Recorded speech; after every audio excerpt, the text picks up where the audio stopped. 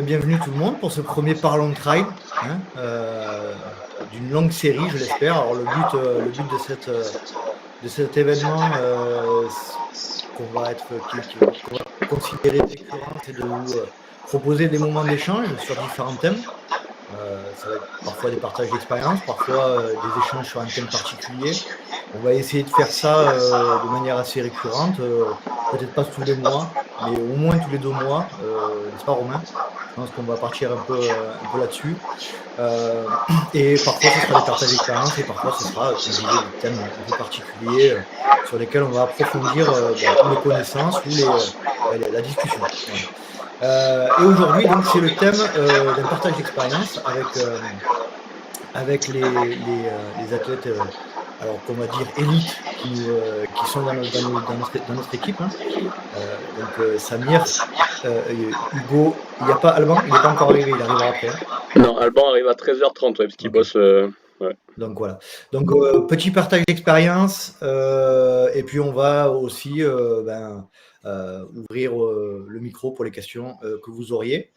Et puis voilà, je crois que j'ai fait à peu près le tour. On va commencer, si vous voulez bien, par faire une petite présentation de Samir, tiens, pour commencer. Samir, est-ce que tu peux faire une petite présentation à tous les intervenants qui sont là et nous donner un petit peu ton historique par rapport aux courses de l'UTMB? Ouais, du coup, Samir Tazi, je suis coureur depuis 2016, coureur de trail depuis 2016, et dans l'ultra trail depuis 2017. Du coup, je suis papa de 3 enfants et dans la vie professionnelle, je suis dans le management du développement informatique, informatique.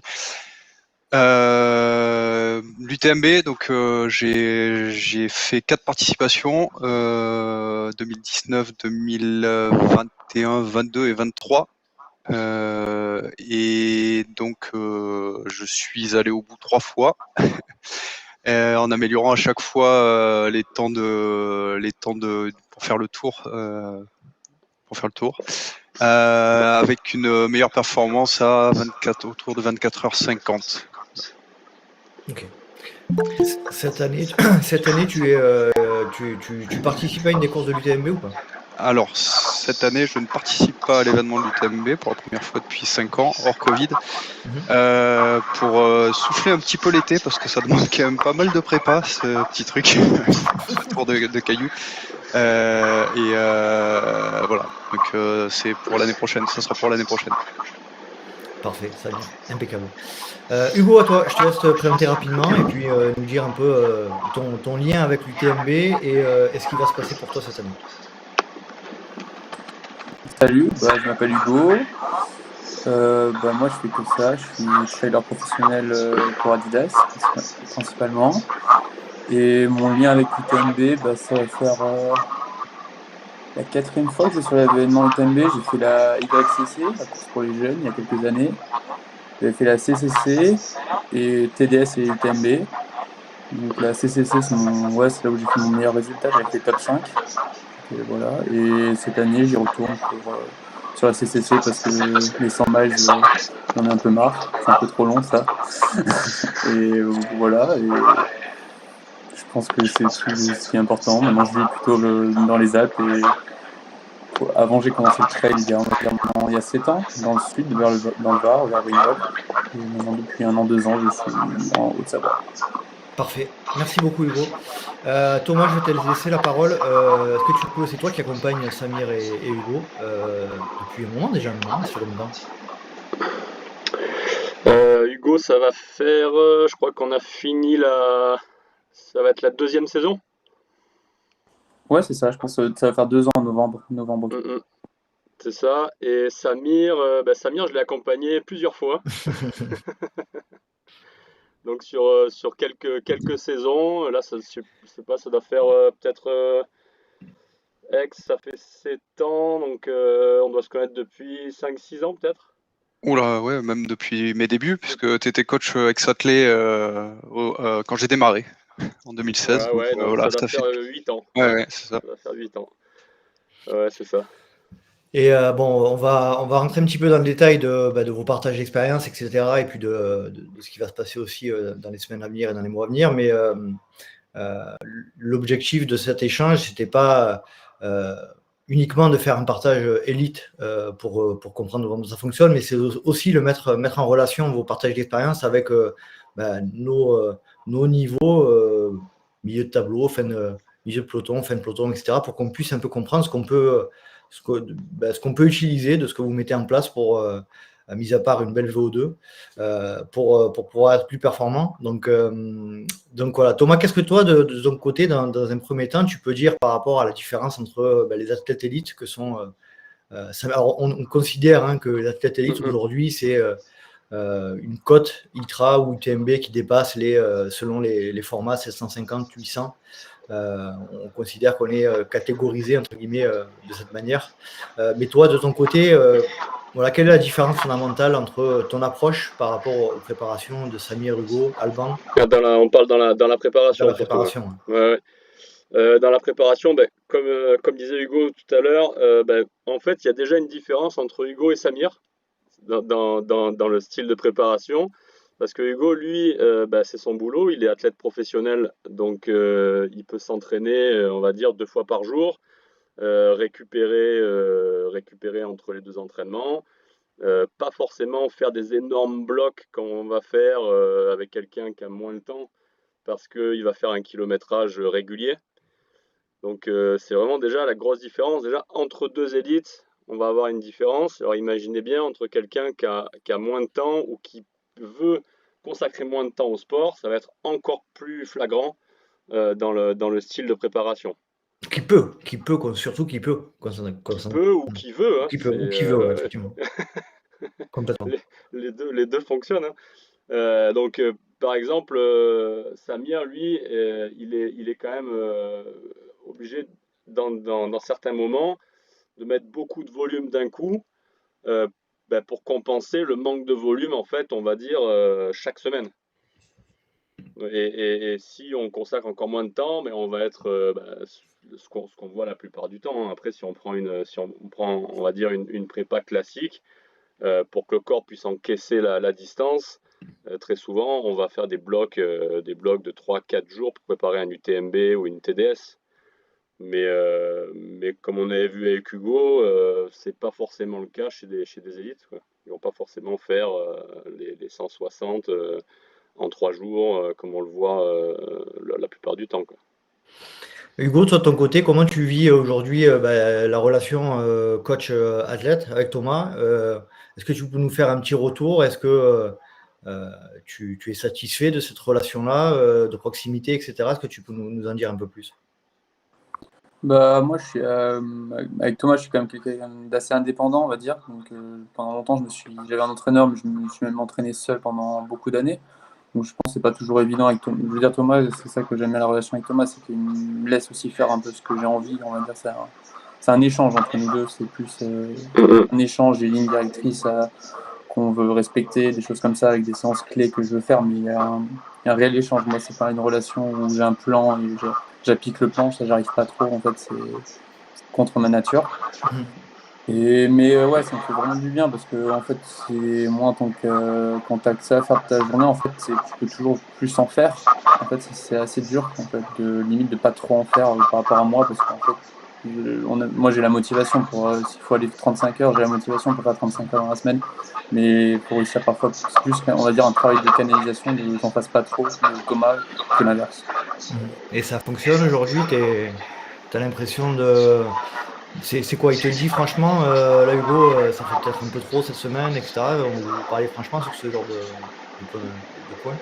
Ouais, on en parle franchement sur les quantités et tout, et je le vois, je suis revenu sur des formats plus courts cette année, et sur le championnat de France par exemple, j'ai fait des allures que j'avais jamais fait, avec une cotation que j'avais jamais fait en ITRA, que j'avais jamais fait dans ma vie, quoi. Et donc non, je le sens que comme c'est vraiment des gaps cette année par rapport aux années précédentes.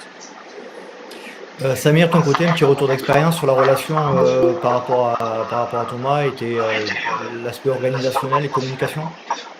Ouais, comme Hugo, il y a beaucoup d'échanges dans l'interaction que je peux avoir avec Thomas. Et après, là où moi j'ai vraiment besoin d'aide, c'est vraiment sur l'optimisation des temps que je peux accorder à la pratique. Voilà, parce que je ne peux pas faire 35 heures comme vous pourrez le faire Hugo, même si j'ai pas le temps, même si mon corps me le permettait. Et c'est là où l'accompagnement de Thomas m'apporte énormément sur ces aspects-là. Voilà, même si c'est les deux raisons, c'est l'aspect organisationnel et puis l'échange. C'est vraiment optimiser le temps que j'ai à disposition. Okay. Et ça te laisse un peu ça te décharge mentalement aussi Ah ouais, parce que moi aussi je me suis pas mal entraîné tout seul et se poser la question de comment organiser sa semaine pour être efficace, ça me prenait un temps fou de structurer l'entraînement. Il y a aussi vraiment cette décharge. Cette partie de charge mentale que je délègue à Thomas, et quand j'en ai assez à côté en termes de charge mentale, donc ça c'est un vrai plus. Thomas, par rapport à ton expérience de coureur, parce que toi aussi on l'a pas dit, mais tu as couru l'UTMB plusieurs fois, je crois. Est-ce que tu peux nous dire, toi en tant que coach, quelles sont les particularités de ton approche, que ce soit par rapport à Samir, Hugo, Alban, etc., ou d'autres coureurs, hein, dans le cadre de la préparation d'une des courses de l'UTMB. On va se focaliser sur la CCC, l'UTMB, alors que ce soit peut-être en termes de terrain, etc. Qu'est-ce que tu ressors en priorité? Ouais, aussi TDS, il y a peut-être des participants de la TDS aussi, qui est un petit peu différente.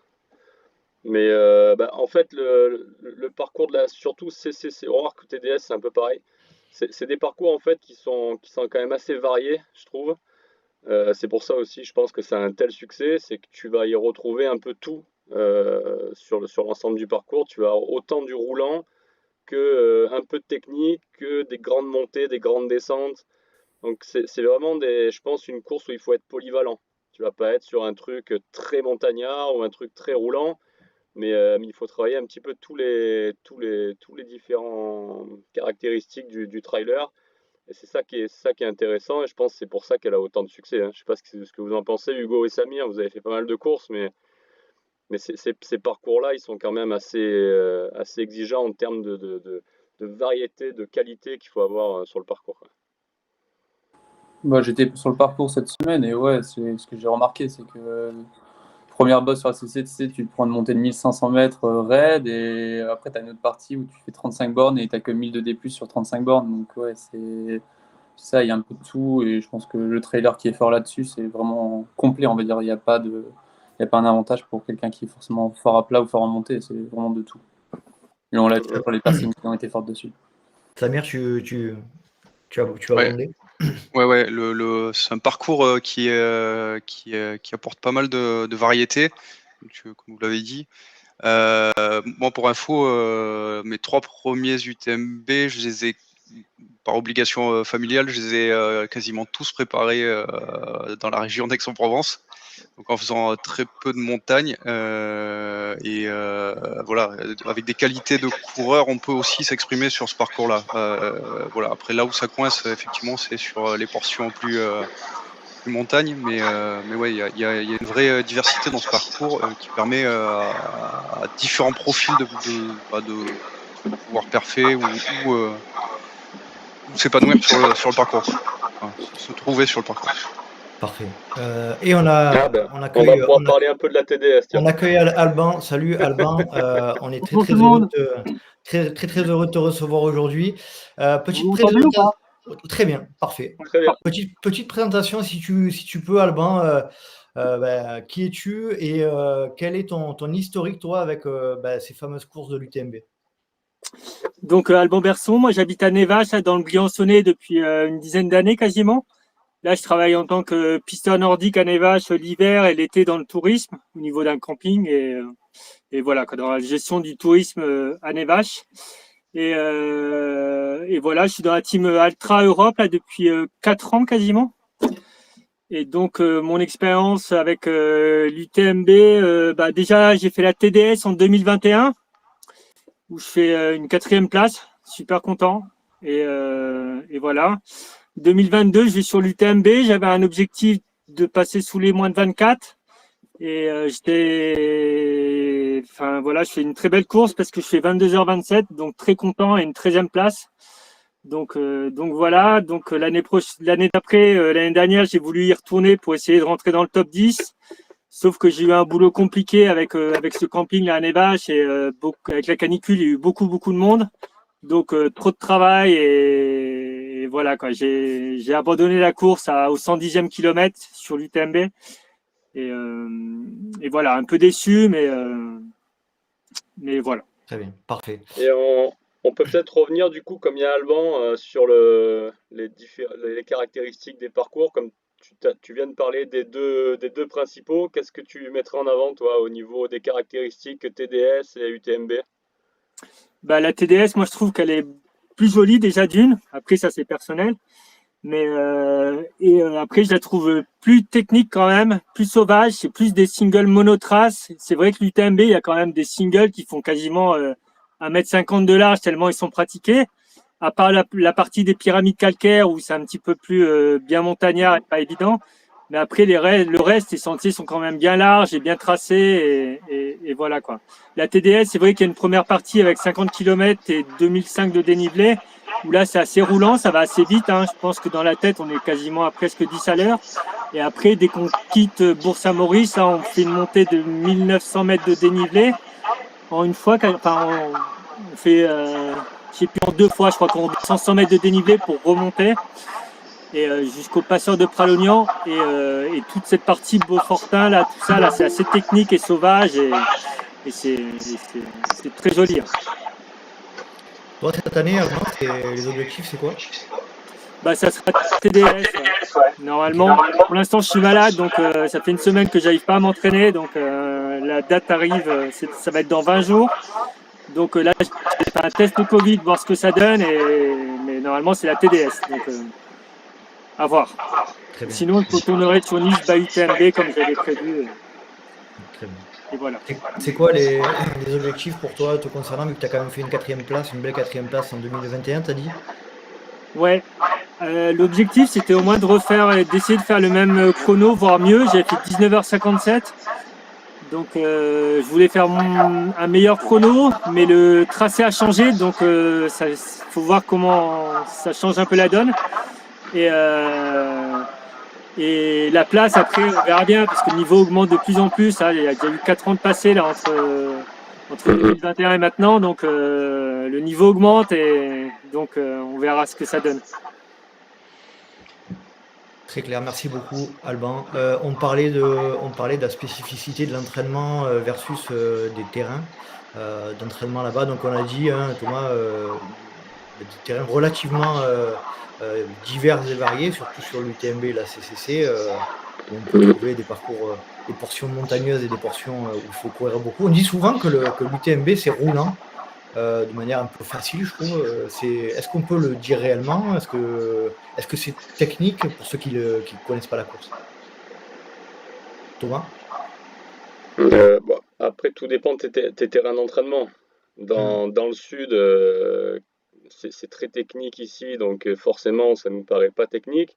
Après, quelqu'un qui s'entraîne dans des terrains vraiment pas du tout techniques, il y a plein de portions qui vont quand même être compliquées. Hein. On parlait des pyramides calcaires, par exemple, c'est assez technique, avec une descente bien pierreuse, avec des ardoises. Et surtout la fin, je trouve, avec Trient, Valorcine, toute la montée, la Flégère, tout ça, c'est quand même assez technique. Après, dans l'ensemble, le parcours est quand même assez rapide. Si on regarde les chronos qui sont faits sur un 100 miles, c'est en dessous des 20 heures, on peut dire quand même que c'est un parcours qui va vite. Après, qu'on dise d'un parcours qui est roulant, un 100 miles avec 10 000, c'est pas non plus très roulant quand même. Toi, Hugo, qui t'entraîne, qui est du Var, etc., avec des terrains aussi techniques, tu confirmes ce que vient de dire Thomas, c'est qu'il y a, par moment, il y a quand même des endroits où c'est un peu, on retrouve un peu de technicité malgré tout? Oui, on retrouve un peu de technicité, je trouve, surtout sur la fin, on va dire, du parcours. C'est ça qui est un peu difficile. Je veux dire, les descentes les plus raides, elles sont sur la fin du parcours. Donc, c'est ça, en fait, qui rend difficile. C'est qu'avec la fatigue, on retrouve cette raideur de pente. Après, comme disait Alban, c'est quand même souvent des chemins bien tracés et pas. On se perd pas, et c'est quand même, on n'est pas dans un pierrier, là, de sauter de caillou en caillou. Ça reste toujours des belles monotraces. Vu qu'on approche, là, on est à combien maintenant? On est à 24 jours, donc on va dire, allez, un petit mois. Peut-être un peu moins même pour la TDS et pour la CCC d'ailleurs. Alban, toi de ton côté, mis à part le fait que tu es un peu malade en ce moment, toi, on sait que tu es quand même reconnu pour faire quand même beaucoup de volume aussi. C'est quoi ce qui constitue aujourd'hui la majeure partie de tes entraînements? Qu'est-ce qui te donne le coach Thomas là, en ce moment? Des belles sorties longues en montagne, c'est ce qui me plaît. Surtout en habitant dans le Briançonnais, là, il y a de quoi faire et avec plein de lacs, plein de sommets, mais voilà, c'est ce qui est chouette. Et sinon, j'ai demandé à Thomas là, de refaire un petit peu de vitesse parce que je me trouvais je trouvais que ma foulée avait un peu réduite et du coup, j'étais pas trop à l'aise. Après, c'est peut-être personnel, hein, de toute façon. Il y a plein de façons de s'entraîner et plein d'athlètes, plein d'entraîneurs et donc. Mais moi, je trouvais que j'avais besoin de refaire un petit rappel de vitesse. Pourtant, c'est une TDS, c'est pourquoi pas une TDS qui est pas une course qui est très rapide, hein, contrairement à l'UTMB qui est un peu plus rapide au roulant, comme on disait. Mais et puis du coup, du fractionné en montée, ouais. Voilà. Toi, ton côté, Hugo, il y a des séances un peu spécifiques en ce moment ou pas? Ouais, moi je travaille vachement à l'allure course, on va dire, donc comme vachement de séances, pour dire les grosses séances avec quasiment du marathon trail, allure course. Et ça, je trouve que ça fait vraiment mal. On va dire qu'on fait 30-40 bornes à allure CCC. Je pense que c'est les séances un peu les plus dures. J'en ai eu pas la semaine dernière, j'en ai pas fait beaucoup, mais la semaine d'avant, j'ai fait pas mal de choses comme ça. Et donc du pacing et sur des sorties longues et pour être dans la foulée, parce qu'en fait le problème, en tout cas sur une CCC, c'est que si je fais que de l'endurance, en fait les descentes, on descend quand même à 4 kills, entre 3,30 et 4 kills, donc il faut quand même être dans le truc quoi, de l'impact, et que si je fais qu'en endurance, je vais faire des descentes à 5 à 6 au kill, et je pense que l'élasticité musculaire n'est pas la même. Donc il y a pas mal de travail de pacing en ce moment. Thomas, tu veux poser une question, rajouter quelque chose sur l'aspect spécificité des séances actuellement dans le cadre on est dans la prépa spécifique là aujourd'hui? En fait, je pense qu'il faut surtout préciser que, comme a dit Alban, ça dépend vraiment de la personne. C'est-à-dire que là, Hugo, lui, il vise une CCC, mais à des allures qui sont très très hautes. Il arriverait à tenir une CCC à peu près comme un 40 km. Donc effectivement, après, la difficulté, c'est de le tenir. C'est-à-dire que le cardio, il va être proche des 170 pulses pendant toute la course. Donc c'est très très très très compliqué à tenir. Donc effectivement, là, le jeu, c'est vraiment de préparer ça. On Après, rappelle Thomas que chaque cardio est individuel, hein. et Ne, oui, ne tout à fait. comparons pas nos cardios, hein, jamais. Non, non, jamais, C'est jamais, péché jamais. ça. C'est péché, mais justement, ce qui est intéressant là, c'est que on parle encore d'endurance fondamentale. Hein. Donc, on est à la limite de la zone 2 hein, pour les connaisseurs. Donc voilà, c'est pour ça qu'il faut surtout pas comparer là. Et après, à l'opposé, quelqu'un qui a jamais fait la distance ou qui est pas à l'aise sur la distance, c'est vraiment de la rando trail qu'il va falloir faire. Donc on est vraiment en fait maintenant dans une période de spécificité, mais la spécificité n'est pas forcément la même pour chacun. Et par exemple, pour Alban, là, c'était vraiment redonner du peps, du dynamisme dans sa foulée, parce que malgré tout, sur les 50 km, comme il a dit tout à l'heure, de la TDS, ça court très fort. La première montée, elle est très roulante. La première descente est très très longue. Donc si tu peux courir les 50 premiers kilomètres, tu peux, comme il disait, passer les 50 premiers en 5 heures quand tu es devant. Donc il faut quand même avoir des qualités de coureur, malgré tout. Pour recentrer un petit peu le débat sur sur les régulars, hein, sur les coureurs de milieu de peloton, etc., qu'est-ce que tu donnerais, toi, comme conseil en premier lieu et qu'est-ce que tu donnes comme conseil pour ceux que tu suis qui ne sont pas forcément élites? À l'heure actuelle, là, on est le 5 août. Donc il reste, on va dire, 3 grosses semaines d'entraînement. En fait, l'erreur la plus répandue, c'est de vouloir en faire trop dans les dernières semaines. Et on sait très bien que sur un long comme ça, il va y avoir la fraîcheur physique, bien sûr. Donc, en règle générale, le bloc là est passé. Le gros bloc de volume est passé. Donc maintenant, ce qu'il va falloir, c'est retrouver de la fraîcheur, mais de la fraîcheur physique et aussi mentale. C'est-à-dire que quand tu te mets des gros blocs, tu te mets des grosses séances, tu te mets des grosses semaines, tu cumules avec ton travail. Le problème, c'est que si tu ralentis pas et que tu te dis il faut que j'en fasse encore plus parce que j'ai peur de la distance, tu vas t'épuiser physiquement, mais tu vas t'épuiser aussi mentalement. Donc les derniers instants, il faut vraiment penser à ça. On pourrait placer un petit point fort dans la prépa 15 jours avant si la forme est vraiment là et remettre un poil de volume sur un dernier week-end 15 jours avant la course. Mais voilà, ça, on le valide à chaque fois en débrief pour être sûr que la forme est là, que ça soit physique ou mental, et qu'on peut remettre une dernière couche, mais on va dire qu'elle n'est pas obligatoire en fait, c'est du bonus. Cette approche-là, elle est quand même relativement commune aux élites et aux non-élites, hein, je pense. Toi, tu l'appliques de la même manière. Sur les périodes d'affûtage, si on veut rentrer un peu dans le détail, je crois que tu me disais que pour Samir, pour Alban ou pour Hugo, tu n'avais pas forcément la même approche. Est-ce que tu peux nous parler justement un peu plus précisément de cette période d'affûtage? Ben oui, justement, mais c'est beaucoup je trouve que c'est en travaillant justement avec les élites que tu progresses là-dedans. Parce que tu te rends compte qu'en fait, il n'y en a pas un qui va faire le même affûtage. Et si tu appliques l'affûtage d'Alban à Hugo, ça va pas marcher. Il y en a un qui aime bien se reposer, et il y en a un autre qui supporte pas de pas courir un jour. Donc du coup, il faut vraiment adapter ça par rapport à la personne. Et ça, tu l'inventes pas au dernier moment. C'est-à-dire que c'est sur une prépa d'1 an, sur des courses d'essai, des courses de prépa, où tu vas petit à petit améliorer ton processus d'affûtage. Il faut pas avoir peur de ne pas faire pareil que les autres. T'en as certains qui ont besoin de courir tous les jours un petit peu, une demi-heure, 40 minutes. Le tout, en fait, c'est de ne pas créer de fatigue physique et mentale les derniers temps. Donc si tu as besoin pour ton équilibre d'aller courir le matin une demi-heure, 40 minutes, tu vas pas créer de fatigue. Mais après, tu en as certains qui ont vraiment besoin. J'ai un autre coureur là ça m'a surpris, mais lui, son habitude, c'est pendant 5 jours de ne pas courir du tout avant l'ultra. Donc moi, si je fais ça, j'y vais même pas à la course. Mais lui, en fait, il se sent bien de ne pas courir du tout et il prend le départ. Alors, c'est pas quelqu'un qui va être dans les premiers, hein, mais il se sent bien comme ça. Il n'a pas de problème à pas courir et le jour de la course, il est mieux comme ça. Donc, il faut vraiment prendre en considération ça quand tu accompagnes quelqu'un, quoi. Je vais passer sur, merci Thomas, je vais passer sur l'aspect gestion un peu de la pression relative à cet événement qu'est l'UTMB, qui est un événement quand même à part, hein, on ne va pas se mentir.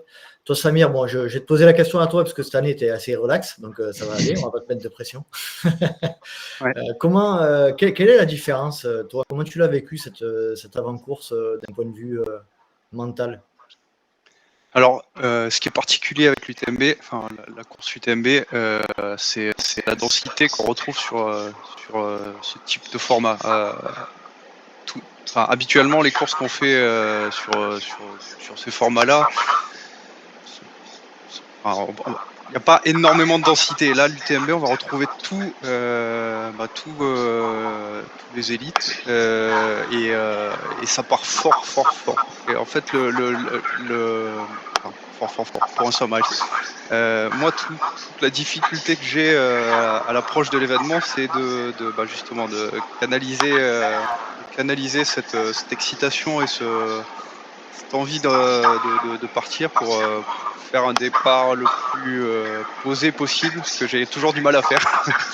et mentalement, c'est le travail que moi je mène dans les derniers jours pour essayer de partir le plus calmement possible. Mais Alban a évoqué sa course de 2022 où fait je sais plus exactement combien de temps, mais une super course. Jusqu'au 130e kilomètre, je suis devant lui, parti bien trop fort. Et Adrien, il me met une petite tape amicale dans l'épaule et il va finir top 15. Où je sais plus exactement combien tu finis, Alban, mais voilà, c'est ouais, 12, c'est excellent. Et voilà, et moi, je me rentre péniblement jusqu'à Chamonix. Et ça, je pense que avec un départ un poil plus prudent, ça m'aurait. Enfin, la fin de course aurait peut-être été différente, voilà. Et donc l'approche mentale, pour moi, elle est là-dessus. C'est gérer l'excitation et tout essayer d'avoir un peu de détachement par rapport à tout ça. Et justement, Et cette année, c'est plus simple. Ouais, j'imagine. Ah, télé, c'est mieux. Ouais, c'est ça. J'imagine que c'est une question. Moi, c'est une question qui me fascine un peu, pas qui me fascine, mais qui m'interroge. C'est est-ce que justement cette notion de partir vite, on voit des allures absolument incroyables sur les premiers kilomètres de l'UTMB, est-ce que c'est lié, et Alban, je te laisserai répondre, est-ce que c'est lié à la densité, au fait qu'on se laisse un peu emporter par le mouvement? Ou est-ce qu'on a quand même la possibilité, en étant élite et dans les premières places, d'en garder un petit peu et de mettre un peu le frein à main quand même? Ou est-ce qu'on est obligé de partir à ces allures-là? Je pense que si on veut jouer la gagne ou un podium, je pense qu'il faut quand même bien se placer dès le départ. Et il y a tellement une densité qui est forte maintenant. Je pense que les années précédentes, on pouvait partir un peu plus derrière. Mais pour ceux qui jouent la gagne ou le podium, ils sont obligés de partir quand même bien placés certainement dans les 20-30. Et c'est vrai que Ludo Collet, il ne pourrait pas gagner aujourd'hui. Comment? Ludo Pomeré, pardon, il ne pourrait pas gagner aujourd'hui. C'est pas trop. Après, il s'en rapproche. Il est quand même pas très loin parce qu'il fait encore des 5-6e alors qu'il part de loin des fois. Mais c'est vrai qu'il avait gagné une fois où il était 100e, je crois, à mi-chemin. Il y avait eu la canicule et tout le monde avait explosé devant. Il avait gagné en fait. C'était assez incroyable. Mais la densité est tellement forte maintenant et ça va tellement vite, le niveau augmente que je pense que c'est compliqué de partir 60e et d'aller gagner. Ça bien? Ouais, non, 2023, Ludo, Pomeré, il est à la Balme en même temps que moi, donc au 45e. On est 60e, je pense, et je crois qu'il finit 4e. Donc c'est quand même, je pense que c'est possible. Hugo? Moi, je suis d'accord. Ouais, mais je pense c'est un truc que la place, ça veut rien dire. C'est parce que, en fait, moi, par exemple, j'arrive 30, je sais pas, 25e peut-être, je sais pas la place, mais en fait, on n'est pas loin de la tête. C'est pas parce que tu es 60e que tu es loin de la tête. Ouais, c'est vrai. Et ça, je pense que les gens, ils oublient trop. En fait, on dit, ah, il était 60e, il est revenu 5e. Mais en fait, à la balle, vous étiez à 5 minutes de la tête, ou à 10 minutes. Ouais, peut-être plus, mais ce que je veux dire, c'est qu'en fait, il y a beaucoup, comme on en parlait, il y a une grosse densité, et en fait, il y a juste beaucoup de place en peu de minutes. Et en fait, Pomeré n'a jamais été très loin du 5e. Mis à part l'année où il gagne. Ouais, c'était une autre époque, je pense. Ouais. C'était pas aussi dense. C'était ça moins allait dense. moins vite. C'est il y a 8 ans déjà. En 2016, c'est ça? Il me semble. 2016, ouais, peut-être. Je sais plus. Ouais, donc la particularité quand même de cette course-là, c'est vraiment qu'on est sur des. Là, si vous avez par curiosité l'occasion de regarder la start list, ça fait peur, hein, vraiment. Donc effectivement, je pense qu'on est un peu contraint et forcé de partir à une intensité qui est. Et justement, d'ailleurs, Thomas, par rapport au retour d'expérience de Samir, toi, comment tu t'y es pris pour faire en sorte que Samir parte un peu moins vite sur les courses? En fait, j'y suis pas arrivé.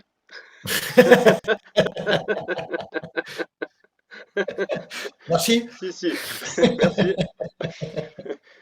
Merci. Si. On a réussi, sauf qu'on n'a pas eu de chance parce que c'était pas son jour. Mais il avait joué le jeu au dernier UTMB quand même.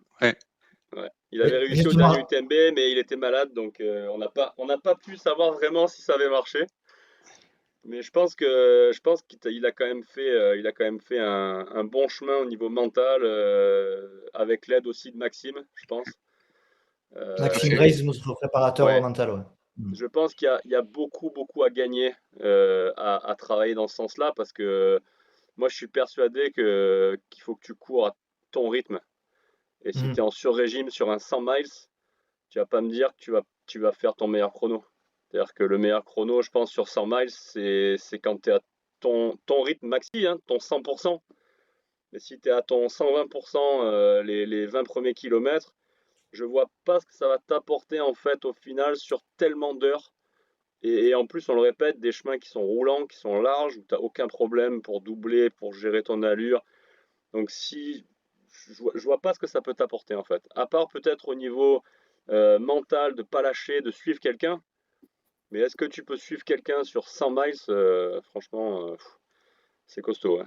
Moi, j'y crois pas trop. J'y crois pas trop à ça. Hugo, ta réaction par rapport à ce que vient de dire Thomas, t'en penses quoi? Et quelle est ta position, toi? Ouais, bah moi j'ai fait l'UTMB. Et en fait, je pense surtout en fait le départ rapide, il est fait parce que pendant 35 bornes, tu as une foule à droite et à gauche, tu as une excitation de la course, c'est un peu le Tour de France du trail quoi. Je pense que c'est aussi ça. Mais oui, après, les chemins sont tellement larges qu'on peut doubler à tout moment comme on veut, on va dire. Je sais que sur la TDS, quand même pour les gens qui sont plus milieu de peloton, fin de peloton, il y a quand même besoin d'un départ rapide parce qu'il y a un bouchon qui se fait un peu au premier single sur la TDS. Donc ça, c'est un conseil pour les gens qui font la TDS. Il faut essayer de partir rapidement, quand même, sans exploser. Mais je sais qu'il y a des bouchons, j'en avais parlé avec des finishers. Mais sinon, ouais, sur l'UTMB, il y a vraiment pas de bouchon. Après, la CCC, je pense que c'est aussi pareil. Il y a quand même un single qui arrive au bout de 5 km et je pense quand même qu'il y a quand même des bouchons. Après, bon, quand tu es finisher, je sais pas s'ils perdent 5-10 minutes dans un bouchon au début, ça va impacter beaucoup sur la fin. Mais il faut en avoir conscience que sur la TDS et la CCC, il peut y avoir des bouchons, que sur l'UTMB, il n'y a vraiment aucun risque de bouchon. Intéressant. Avant qu'on passe aux questions de certains d'entre vous qui nous ont été envoyées par mail, Thomas, est-ce que tu voulais rajouter quelque chose? Est-ce que tu voulais poser des questions à tes athlètes là qui sont présents? Non, pas spécialement. Non, pas spécialement. Bon. Les gars, si vous voulez rajouter quelque chose, Samir, Hugo, Alban, allez-y avant que je retrouve les questions qui nous ont été posées. C'est bon? Non, pas spécialement. Alors, petite question. Alors, Yann Simon qui nous a envoyé pas mal de questions. Il est là, Yann? Je ne sais plus. Ah oui, je suis là. Tu es là? Bah, vas-y, je te laisse poser une ou deux questions au choix sur la liste de questions que tu nous as envoyées. Allez, ok. Alors moi, je pars sur l'UTMB cette année. Ok. Et une question, un truc qui me trotte pas mal, et j'ai beau regarder un peu sur Internet. Alors, on sait quand on regarde sur Doctissimo, il n'y a jamais de bonne réponse. C'est le sommeil. Quand dormir, combien de temps, où? Est-ce qu'il faut que je fasse ma première nuit avec l'excitation sans problème et la deuxième journée relativement facilement parce qu'il fait jour et compagnie, et m'arrêter vraiment faire un truc au Courmayeur, ou faut que je m'arrête avant, faut que je m'écoute, faut que je dorme quand je suis fatigué. Alors, il y a deux trucs importants en fait à prendre en considération, je pense. C'est l'endroit où tu vas dormir. Parce que l'endroit où tu vas être fatigué, c'est pas forcément l'endroit où tu vas dormir le mieux. Ouais. Donc il faut que tu calcules ça parce que faut pas que tu attendes que ce soit trop tard et que tu sois obligé de dormir en vrac, en haut, il fait froid, tu vois, et là ça va être terminé. Donc c'est ce calcul-là, tu vois, entre j'attends pas trop longtemps et je choisis vraiment l'endroit le plus bénéfique en termes de confort, de tout ça. Donc je sais pas ce que vous en pensez. Moi perso, j'ai jamais dormi sur un ultra parce que si je fais ça, je repars pas. Je sais pas comment vous faites, mais je pense que, enfin, à chaque fois, je conseille la même chose, c'est ça. C'est vraiment, il vaut mieux anticiper plutôt que d'attendre trop longtemps et comme certains, être obligé de dormir au milieu du chemin. Après Yann sur le. Comment, Alban? Surtout si la météo est mauvaise. Si c'est un jour où il pleut, c'est compliqué. S'il fait beau, dormir dans un champ, ça peut être cool. Mais si c'est un week-end où il pleut, bah en fait, l'endroit où on a prévu de dormir, bah, vaut mieux viser une base de vie et puis que ça soit de nuit. Ouais. Tant qu'à faire au début de la deuxième nuit, peut-être. Ça dépend à quelle heure on arrive à Courmayeur ou à une autre base de vie, mais c'est peut-être bien judicieux de viser quelque chose comme ça. Ouais. Alors moi ce que ça m'inspire, ta question Yann, c'est déjà effectivement que Samir, Hugo et Alban, ils ont eu que très peu l'occasion de dormir, et Thomas aussi sur les ultras, je pense pas. Ou alors vraiment dans une situation particulière, mais voilà. Moi, de ce que je pense, c'est que il y a deux choses quand j'entends ce que tu dis, c'est que effectivement, ça va être très compliqué sur la deuxième nuit.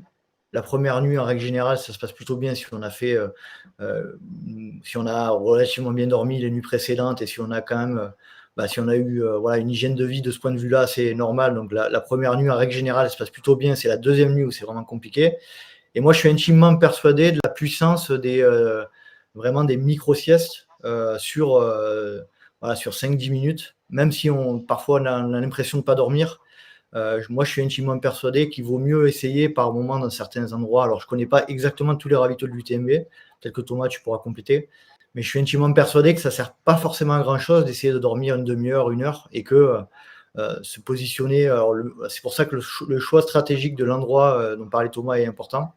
Essayer de se positionner le mieux pour le plus rapidement possible, essayer de faire ces fameuses micro-siestes qui sont hyper bénéfiques en fait. Ouais, moi je valide ça, c'est vraiment important. Vaut mieux que tu dormes 4 fois 20 minutes, tu vois, plutôt que tu essaies de dormir 2 heures ou 3 heures quand tu vas te réveiller, mais alors ça va être compliqué pour repartir, hein. Tu vas souffrir pendant 2 heures après. Donc il faut que tu te décides en fait avant. Mais je pense que tu vois, le Courmayeur, ça peut être bien. Tu vois, Courmayeur, Champé, c'est les endroits où ça va être le plus confortable, hein, parce que c'est là où tu vas avoir vraiment des lits, peut-être même des pièces faites exprès. Je sais qu'au Val d'Aran, cette année, il y avait vraiment des pièces faites exprès pour dormir, où tu vas pas être dérangé. Parce que le problème, c'est ça, hein, c'est que si tu dors en vrac dans un ravito qui est pas fait pour ça, tu vas être réveillé tout le temps, ça va pas être pratique, quoi. Et puis j'insiste, moi je suis aussi intimement persuadé, ça c'est un point de vue personnel, qu'on ne s'entraîne pas à pas dormir. Ça c'est complètement c'est bullshit. Si tu t'entraînes pas à pas dormir et que tu fais pas que tu dors pas normalement dans tes séances d'entraînement, tu vas créer de la dette de sommeil, de la fatigue qui va être le rapport bénéfice-risque, il est plus en faveur du risque de mon point de vue. Donc pour moi, tout l'enjeu est vraiment d'arriver sur l'événement avec le moins de dette de sommeil possible.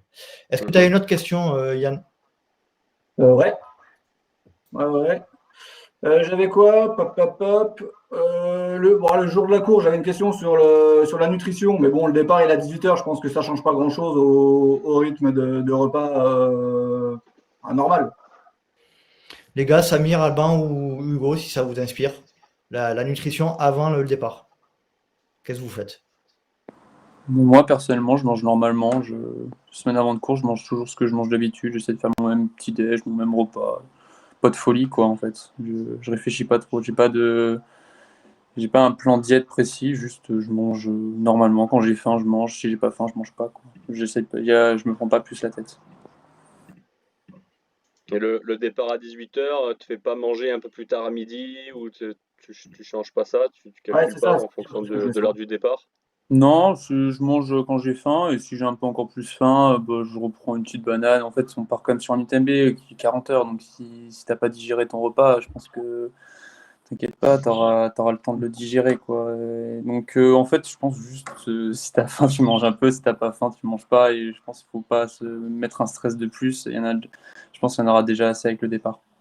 Et je pense juste il y a une grosse attente, je pense, pour les gens qui sont quand même derrière sur la ligne au départ. Il peut faire un peu chaud sur la ligne de départ, donc je pense avoir une bonne gourde d'eau ou quelque chose comme ça avec un petit truc qui fait plaisir, un peu, je sais pas, du malto dedans ou quelque chose comme ça juste au départ pour attendre, parce que je sais qu'il peut faire vraiment vraiment chaud sur la ligne de départ. Moi, l'année dernière, il faisait vraiment chaud sur la ligne de départ et genre limite tu prends une petite gourde. Intéressant. Samir? Ouais, moi je décale un petit peu les repas le jour de la course. Je prends le petit déj un peu plus tard et le repas un peu plus tard, histoire je mange autour de 14h. Et l'attente sur la ligne de départ, en effet, c'est un truc à prendre en compte. C'est un peu long et ça peut être en plein soleil. Donc de quoi se protéger la tête et s'hydrater correctement, ça c'est pas mal sur la ligne de départ. Moi, de mon point de vue, je pense qu'il faut, à mon avis, respecter au moins 3 heures entre le départ mais bon, vu qu'il y a quand même l'attente est quand même longue. Donc en règle générale, les repas sur l'UTMB, c'est pas trop le problème. Moi, ce qui me pose problème à titre perso, c'est les départs le matin. où c'est vrai qu'il faut se lever vraiment tôt et là, moi, vu que je ne suis pas du matin, ça me pose problème. Mais globalement, voilà, l'idée, c'est quand même d'essayer autant que possible d'avoir la digestion qui est quand même pas en pleine effervescence pour un départ, ou alors aussi se retrouver sur un rebond glycémique, parce que si on mange des aliments avec des index glycémiques élevés, on va avoir un bon glycémique, et peut-être une heure et demie après, ça redescend. Et quand on est en redescente, en fait, on a ce qu'on appelle une hypoglycémie réactionnelle. Et cette hypoglycémie réactionnelle, elle peut faire parfois, et certains ont peut-être déjà vécu, l'effet d'une vraie hypo avec l'impression de ne pas avoir de force, etc.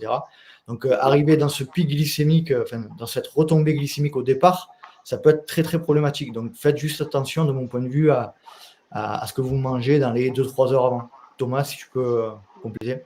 Ouais, tout à fait, tout à fait. Après, comme disait Hugo, ça part doucement, donc tu as Oui, moins oui, de risques d'avoir des ça problèmes de part, ça digestion. part à 3,30 au kill, ça va doucement, l'UTMB. Non, mais on parle pour ceux qui ne jouent pas Oui, les bien 20 sûr, premières bien places sûr, ou même les tout à 50 fait. premières places. Ça part doucement dans ce genre d'ultra. Donc effectivement, c'est moins grave si tu manges 2 heures Mm. avant. Après, moi, le conseil que je pourrais donner, c'est de pas se gaver au dernier repas, parce que ça changera absolument rien. C'est-à-dire, comme disait Hugo, tu manges à ta faim et tu te dis pas, ouais, il faut que je mange beaucoup parce que je vais partir pour 160 bornes. Mais le problème, c'est que de toute manière, ce que tu as mangé avant va te servir strictement à rien. Ça va te servir 3 heures, 4 heures dans la course, après c'est fini, il n'y a plus rien. Donc c'est surtout ce que tu vas manger pendant après qui est important. Donc le dernier repas, c'est vraiment pas important, quoi. Ok. Tu manges à ta faim, alors tu manges pas des trucs abominables pour bien digérer, mais faut surtout pas se gaver, moi, c'est surtout ça, moi, que je dirais. Et juste un petit détail, dans le quart d'heure précédant le départ, il faut éviter les trucs très sucrés. C'est-à-dire que, comme tu disais, en fait, quelque chose de très sucré juste avant le départ, jusqu'à les 5 minutes avant le départ, entre le quart d'heure et les 5 minutes avant le départ, il faut éviter de prendre un gel, ou ça pourrait venir, hein, l'idée, hein, ça va partir fort, je vais prendre un gel. Sauf que, en fait, comme tu es à l'arrêt, le gel, tu vas faire un énorme pic, et en fait, au moment du départ, tu vas être encore plus mal que si tu n'avais rien pris. Donc c'est ce truc-là au tout début, en fait, dans les 5 minutes qui précèdent, jusqu'à 5 minutes avant le départ. Ouais, moi, j'irais même encore un peu au-delà, 5 minutes. Enfin, quand tu vois la courbe de la glycémie, quand tu prends quelque chose de très sucré, elle est quand même relativement longue, hein, donc, Oui, oui, ça va durer, mais en fait, pour éviter justement d'avoir le mm. rebond, ce qu'on dit, c'est ça, c'est parce que il y en aurait qui auraient tendance à prendre quelque chose hyper sucré juste avant le départ. Mauvaise C'est-à-dire qu'il idée, ouais. vaut mieux que tu attendes un peu, Mm. comme ça le cardio est très haut, et là tu peux y aller, tu peux envoyer, tu feras pas d'hyporéactionnel parce que tu vas être au taquet au niveau cardio. Mais au repos juste avant, c'est pas une bonne idée. Voilà, Yann, pour Ok, ta super. question. On a répondu à ce que tu Ah, voulais? moi j'avais une petite question parce que je pense pas qu'il posera la question. Mhm. Donc c'est surtout pour Hugo qui doit bien connaître le parcours là, je pense. Parce que le premier segment de la CCC en fait est très long, surtout quand tu vas pas trop vite. Tu as quand même 1300 de dénive, je crois, sur 9 km et demi, un truc comme ça, Hugo, c'est ça, hein. Ouais. Et en fait, au départ, du coup, la question c'est au niveau eau. Est-ce qu'on trouve de l'eau sur le parcours jusqu'au premier ravito? Ouais, tu passes à côté d'un torrent. Je pense qu'il est propre. Ouais. Et tu es en file indienne avec beaucoup de monde. Je pense que c'est peut-être plus malin, limite, de prendre peut-être 1,5 litre sur soi et d'aller jusqu'au premier ravito si on prend 2h30, 3 heures pour aller. Je sais pas, j'arrive pas à faire Ouais, c'est ça, l'effort c'est pour ça. les. Il y a, Je pense il y a que c'est 2h30. Il y a deux deux heures et heures et demie demie, 3 heures. Ouais, pour ouais, ouais. pour le peloton. Ouais, bah moi Ouais. je dirais plutôt prendre 1,5 litre sur soi parce que bon, il y a un torrent, mais est-ce que prendre dans file indienne avec un départ où tout le monde est un peu en bouchée, s'arrêter, prendre de l'eau, moi je mettrais 1,5 litre au départ et c'est pas et bien boire au refuge de Bonatti, de Ouais, Berton. ouais, ouais. Ouais, Berton. Ouais. Ouais, mais parce que s'il fait chaud, s'il fait chaud au départ, là, si tu mets 2h30, c'est même plus qu'1,5 litre pour certains, hein. Ouais, c'est ça. Après, je trouve quand même il fait pas trop chaud. Tu montes à Tête de la Tronche, tu montes à 2007. Il y a quand même un truc. Il y a quand même Ouais, ce c'est ruisseau vrai. pour Trafèche, il fera pas trop chaud. Mm. Et après, il y a quand même un ruisseau entre Berton et Arnouva. Il y a un refuge en fait, et tu peux te prendre de l'eau à ce moment-là. Ah Et oui, après, une fois que tu as passé la tête de la tronche. ouais, ouais, voilà. Ouais, une fois que tu as passé Bonatti, ça, c'est après ça. Ouais, c'est après. Mais ouais, Oui, c'est après. la première section, ouais, en tout cas, ouais, la première section, 1,5 litre, je pense, quand même pour 2h30. Le matin, il fait quand même pas si chaud. Ça va. Après, ça dépend D'accord. les temps de passage aussi. Ouais, 2h30, pour à peu près Mm. 2h30, je pense. Ouais, en fait, ce matin, je sais pas si Yann, il est là, il écoute. Yann, alors pas celui-là de Yann, un autre, mais je pense qu'il est là, hein. Mais il me posait la question ce matin, justement, s'il y avait un point d'eau avant le 9,5, si on pouvait prendre de l'eau quelque part. Il y a un torrent. Il y a un petit Ouais, il y a un torrent. torrent et je pense qu'il n'y a pas il y a pas de mouton au-dessus, donc je pense que ça passe. Après, Alban pourra me dire D'accord. si c'est bien ou pas de prendre l'eau en montagne. Moi, je pense que ça passe. Alban, Ça bien dépend où, ou, Alban, hein. Alban, Ça bien peut ou pas de passer, ouais, ça recharger en dépend où. montagne? Ouais. Ça dépend où. Vas-y, dis-nous. Tiens, c'est intéressant. Ce serait dommage aussi d'avoir un trouble à cause de ça et de pas finir la course à cause d'une eau qui n'était pas très bonne. Donc, je Donc, sais pas. c'est quoi les conseils pour toi que tu donnes si on doit recharger ou pas une eau sur le parcours? Après, ça dépend de la période. Si c'est au mois de juin, il y a quand même moins de troupeaux en altitude. Plus on avance dans l'été, plus les troupeaux sont hauts en altitude. Donc, plus potentiellement, il peut y avoir, elle peut être salie. Et pareil, il y a aussi toutes ces bêtes qui peuvent être mortes dans le ruisseau. Voilà, quoi. Donc, je sais pas trop, c'est à jauger. Et c'est compliqué de conseiller parce que s'il y a un souci après, Globalement, si on n'est pas sûr de la provenance, si elle sort pas d'une source ou un truc comme ça, il vaut mieux éviter quand même, non? ouais, c'est mieux d'éviter si on peut. Mhm. Mais après, sur la Ouais. CCC, par exemple, il y a beaucoup d'eau entre la foule et Champé. On croise Mm. que des fontaines, des choses comme ça. Oui, oui, là, la question se posait juste sur le. En fait, il y a vraiment le premier ravito, hein. C'est jusqu'au premier et après, sinon, il n'y a aucun problème, hein. Bon, faut partir avec un peu plus d'eau, hein. Ça fera pas de mal d'avoir un peu trop de poids, je pense. Merci Hugo. Alors, on va passer. Merci à Yann pour ces questions. Marie-Laure, tu es là? Tu avais pas mal de questions que tu nous as envoyées par mail.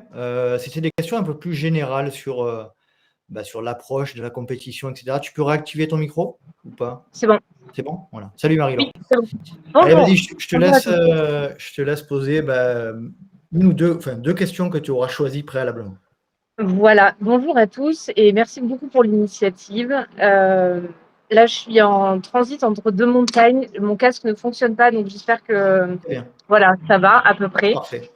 J'ai bien écouté attentivement tout ce qui vient de se dire et il y a pas mal d'éléments qui ont été approchés, notamment sur les facteurs environnementaux pendant les courses d'ultra. Et c'est vrai que c'est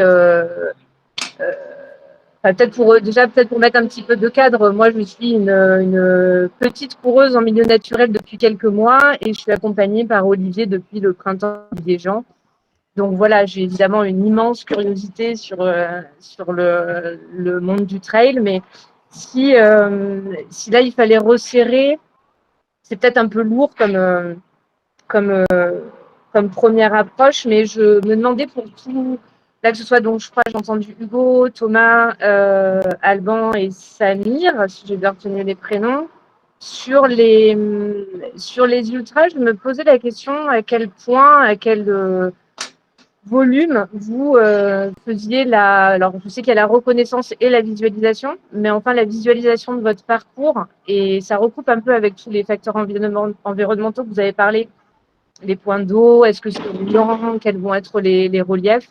Est-ce que c'est un temps consacré assez important de bien visualiser pour mentaliser en fait le parcours quand on est sur du 100 km et plus? Voilà, quelle est votre approche? Est-ce que vous avez des commentaires sur ça, quoi? Qui veut se lancer? Est-ce que vous consacrez du temps à préparer et à visualiser un petit peu votre parcours? Alban, Est-ce que c'est utile et est-ce que après, une fois qu'on y est, voilà, c'est quelque chose qui vous aide, quoi? Alban, t'as pas entendu que Alban, ça compte pas, il connaît tous les parcours de tous les massifs du coin, donc. D'accord. Il y a encore plein à faire. Eh ben, ça dépend en fait. Si on a reconnu déjà la course et qu'on la connaît, c'est quand même un peu plus facile de se remémorer dans la tête, se La rappeler où reconnaître, on la reconnaître, c'est donc avoir déjà été courir sur le parcours, on est d'accord? avoir fait déjà le parcours. Ouais. Ok, Moi, tous ok. les ans, là, ça fait 2 fois que je fais l'UTMB, 2 fois que je vais la reconnaître en 3 jours en fait. Du coup, on fait l'intégralité en 3 jours. Et du coup, là, c'est plus facile de la remémorer. J'aime pas trop ce mot-là. Pardon. Oui. Et puis, oui, essayer de se rappeler où sont les ravitaux, essayer de se rappeler tout ça. T'as fait la reco TDS, Alban, toi? Cette Je année? l'avais fait aussi, ouais, en Mais là, 2021. cette année. Là, cette année, je pouvais pas la faire. Ok. Non, je n'ai pas le temps au niveau du travail. Vu que j'ai changé la TDS un peu à la dernière minute avec ce Verbier qui s'est transformé de 140 à 60 km. Donc j'ai pu aller à la TDS, c'est pour ça que je m'inscris maintenant. Mais donc j'aurais pas le temps de la reconnaître. En Surtout qu'il y a général, je pense que. il y a une partie qui est nouvelle maintenant, il y a 15 km qui ont changé. Et voilà, j'aurais bien voulu. La question que je pense pose Marie-Laure, c'est aussi, là, en l'occurrence pour toi, Alban, le parcours a changé. Quel temps tu as accordé à regarder ce changement de parcours et voilà, quelle énergie tu mets dans le cadre de la préparation de ces reconnaissances ou du travail qui est fait en amont?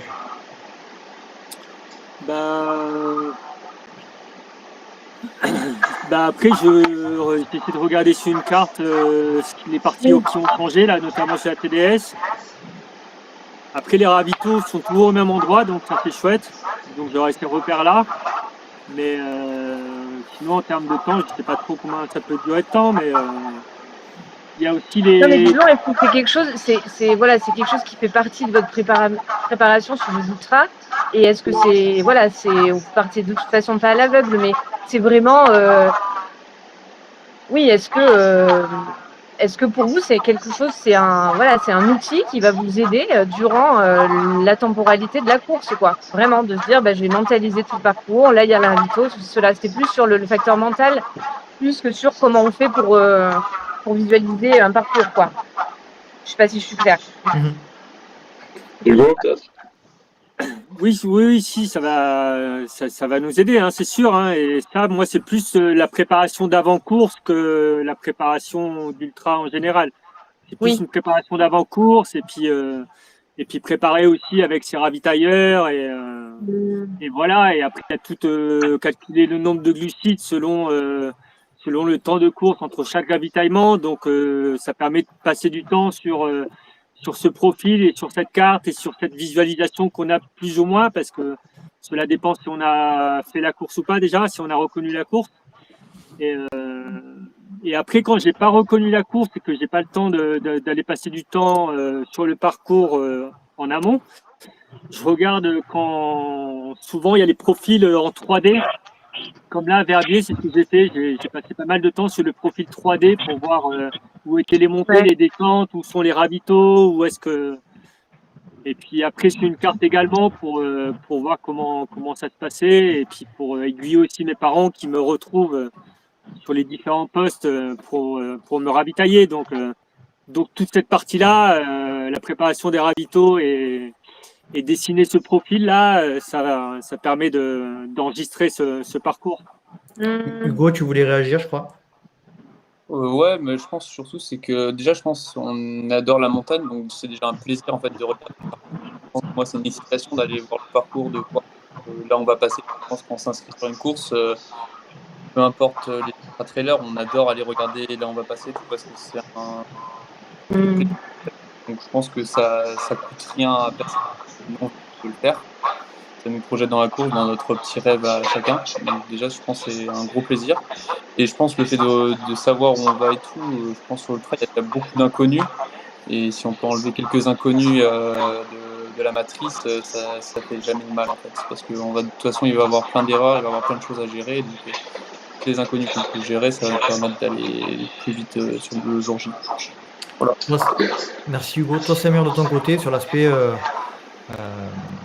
approche mentale plutôt de l'épreuve, comment tu gères, comment tu fais? C'est vrai que quand on a la possibilité de faire une reco, c'est quand même un plus sur le parcours de pouvoir mentaliser, mentaliser les sections à venir. Si on les a déjà faites, forcément, ça nous permet de les appréhender d'une manière un peu plus en connaissance de cause, quoi, diminuer les aléas à venir.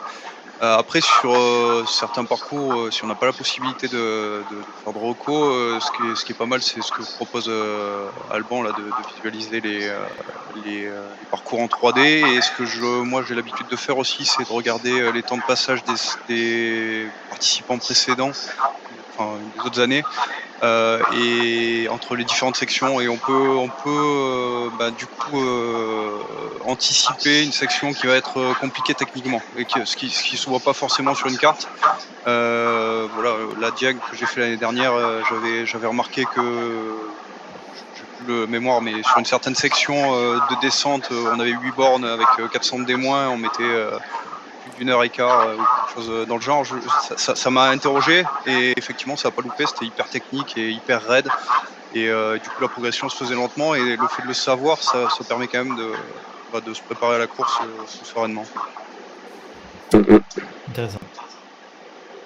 Marie-Laure, j'ai coupé ton micro parce qu'il y avait un Oui, écho. mais c'est très bien, c'est parfait. Il y avait un peu de environnement.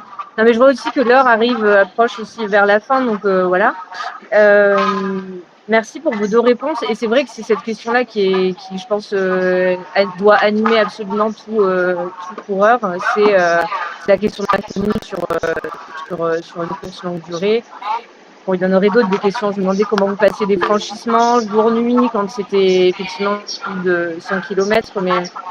Et Thomas, bon, ça va faire beaucoup de thématiques là en une minute, mais j'ai entendu Thomas aussi parler de la gestion de sa charge mentale sur la préparation. Et ensuite, je m'interrogeais sur la forme d'épuisement. Est-ce qu'à un moment donné, sur de l'ultra, vous pouvez avoir le sentiment d'épuisement, mais mental, c'est-à-dire à un moment donné arriver à se dire, OK, là, où est-ce que je retrouve la ressource, l'animation intérieure, subjective, tout ce que vous voulez, tout ce qui va vous pousser à continuer, quoi. Mais ça, je pense que voilà, c'est... Je ne peux pas répondre à ça en 10 secondes. Il n'y a peut-être même pas de réponse précise d'ailleurs. Mais c'est des sujets qui sont toujours intéressants de dialoguer, je pense. Thomas, tu voulais parler? Oui, je voulais juste rajouter un truc, moi, sur la question que tu posais là sur la visualisation du parcours. Je pense que en fait tout le monde a répondu un petit peu. C'est exactement ce que je pensais moi. Au niveau de la reconnaissance physique, ça permet vraiment de vivre le parcours, d'éliminer tous les inconnus, comme disait Hugo. Ça c'est vraiment une clé de la préparation mentale, hein, d'éliminer tout ce que tu peux éliminer. Il y en a tellement, comme il disait, que tout ce qu'on peut enlever, on l'enlève. Donc, ce qui te permet ensuite de visualiser ton parcours quand tu es rentré chez toi, et de ressentir en fait les émotions qui vont se passer le jour J. Je vais arriver, je connais l'endroit où est le départ, et ça va se passer comme ça. Et imaginer plusieurs scénarios pour que tu te sentes le mieux possible et que tu n'aies pas d'inconnu.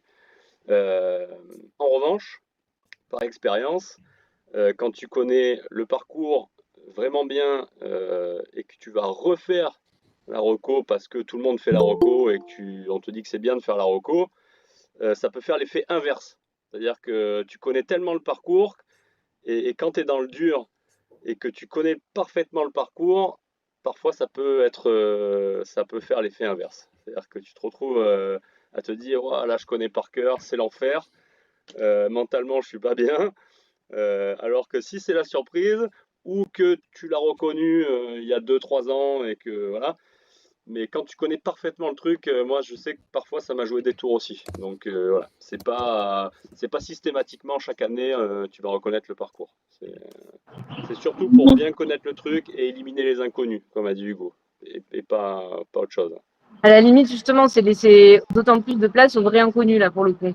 Parce que, voilà, tu peux continuer de courir en ayant... Oui, puis surtout, après, tu as cet aspect mental, comme tu disais là, tu vois exactement la question qui enchaînait derrière. Ça se recoupe. C'est-à-dire qu'il y a un moment où tu es à la limite mentale, en fait, et du coup, c'est ça qui peut jouer aussi dans ta limite mentale, tu vois. Donc, ça peut tu vas être te créer une déception ultra rapide, quoi. Ouais, puis c'est aussi... préparer quelque chose qui, voilà. Si tu connais bien le parcours, c'est aussi de la fatigue aussi que tu vas engendrer d'aller sur place, faire le déplacement, les 3-4 jours. Donc voilà, si tu peux t'en passer aussi, ça peut être bien aussi, hein. Si tu connais déjà, c'est pas la peine d'y retourner, quoi. Merci Marie-Laure. Yannick, je crois que tu voulais intervenir. Et après, on va commencer gentiment à penser à terminer la discussion parce que ça fait déjà plus d'une heure. On va pouvoir aborder tous les sujets, hein. On va essayer de reproduire ce type d'événement un peu plus régulièrement, mais c'est déjà cool à tous les trois, tous les quatre d'avoir répondu aux questions. Yannick, je t'en prie pour la dernière question. C'était pas une question, en fait, c'était simplement pour rebondir sur ce que Marie-Laure a posé comme question. Notamment, en fait, qu'il n'y a que les élites qui ont répondu et que moi, étant jeune coureur en ultra, je voulais un petit peu tapoter ma vision des choses et notamment que moi, je prépare pas du tout le profil du terrain ou les choses comme ça. Si tu veux, moi, je pars vraiment à la BAD où je me mets en connexion avec ce que je suis en train de faire au moment T et je savoure chaque moment où en fait, je ne me prends pas la tête avec une préparation sur le terrain. Voilà, je fais confiance à Thomas sur la préparation qu'il aura fait en amont, en fait, sur le point de vue physique. Et après, sur tout ce qui est gestion des habitants, on va dire, eh ben ça, oui, je m'élabore un petit plan où je me dis à tel moment, on va manger telle ou telle chose, on va rencontrer telle personne. Mais après, sur le point de vue technique du parcours, non, je calcule rien du tout, en fait. C'est tout à la sensation, je me fais plaisir et ça roule comme ça. Après, tu triches, toi, parce que je le connais par cœur, le parcours que tu vas faire, donc forcément. Oui, toi, tu le connais, mais pas moi. Ouais, mais je t'ai tellement fait peur avec. C'est quoi, dis-nous, c'est quoi? C'est Nice. Ah. Bah, Hugo le connaît bien aussi, hein. Ouais, je le conseille toi en premier Sunrise. Hugo a jamais le premier, hein, sur Nice. Ouais. A jamais le premier. Eh oui. J'ai jamais eu la première à courir sur cette. A jamais le premier, mais je pense que ce sera le dernier, non? Ouais, je pense pas revenir. C'est trop roulant. Trop quoi? Non, trop. Ouais. Trop quoi, t'as dit? Trop roulant. Très technique. Ouais. Ouais, vraiment très technique. Oui. C'est le mystère. On verra, on va découvrir. C'est le but. Ah ben, les Alpes-Maritimes, c'est pas ce qu'il y a de plus simple. Allez, on va terminer avec Maxime. Merci pour ton partage d'expérience, Yannick. Maxime, je t'en prie. Oui, j'espère que vous m'entendez bien. Bonjour à tous. Salut. Donc moi, cette année, je fais la TDS. Donc déjà, je voulais savoir par rapport au double KV qu'on aura à faire à partir de Bourg-Saint-Maurice, juste après.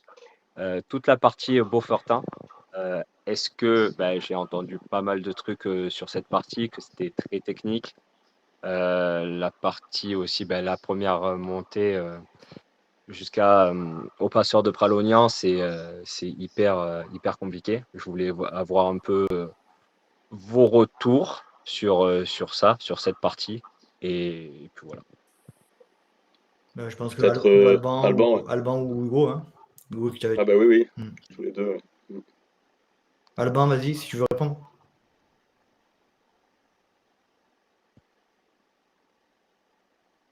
Je peux pas y aller. Pardon, j'ai du mal à retrouver le bouton.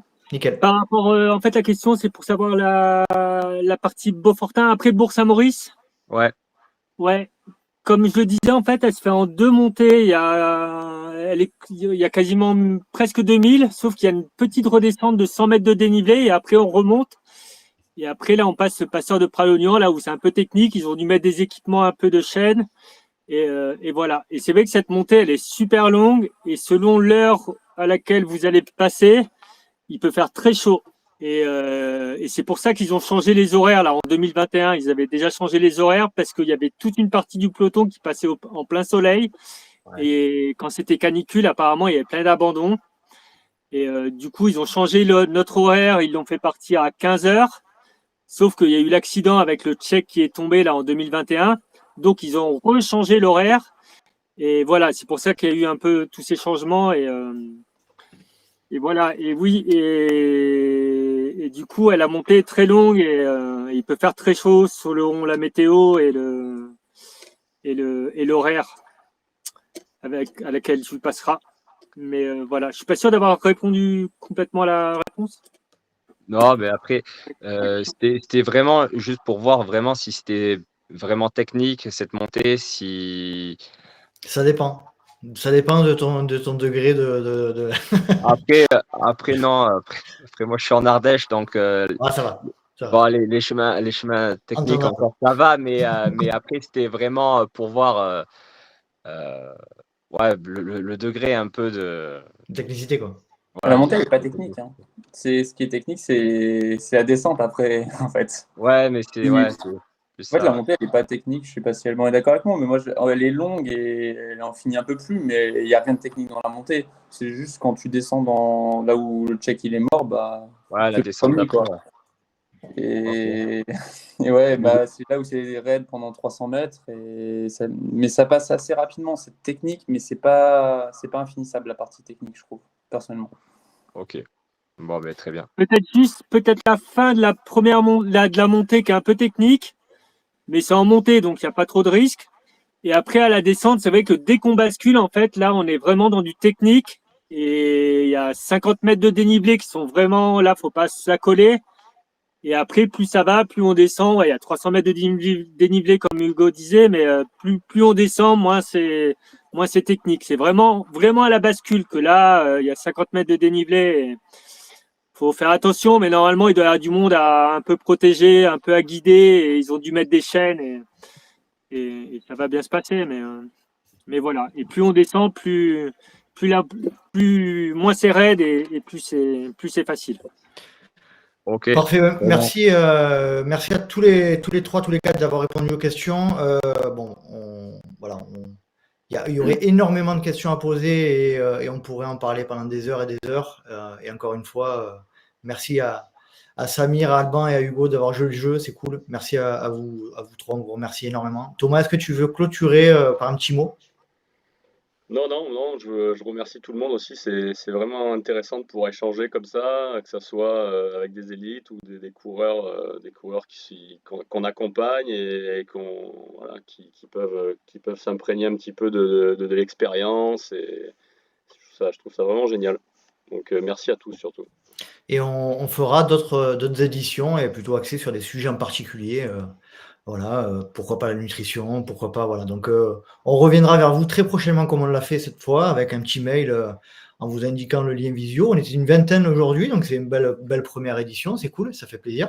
Ça fait 10% de participants de nos clients, donc c'est bien. Voilà, on est content, on est content.